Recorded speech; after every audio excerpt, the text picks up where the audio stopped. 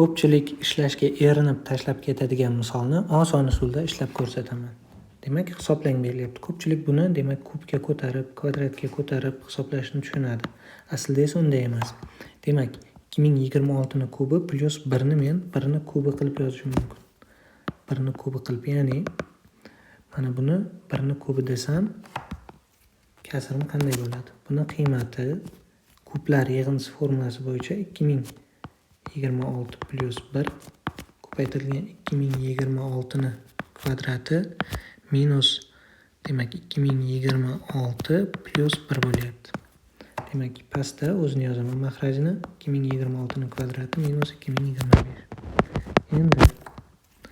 Endi mana bu qavsni hisoblasam, ya'ni minus mana bu 2027 birinchi qavsni hisoblayapman. Ko'paytirilgan ikkinchi qavsda 2026 ni kvadrati. Mana bu minus 2026 plus 1.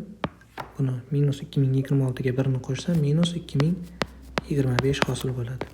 Pastda ham aynan shu narsa, ya'ni 2026 ni kvadrati minus 2025 yozilgan.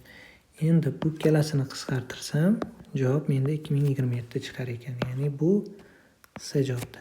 Shu va shunga o'xshash kabi misollarni oson ishlash uchun menga obuna bo'ling.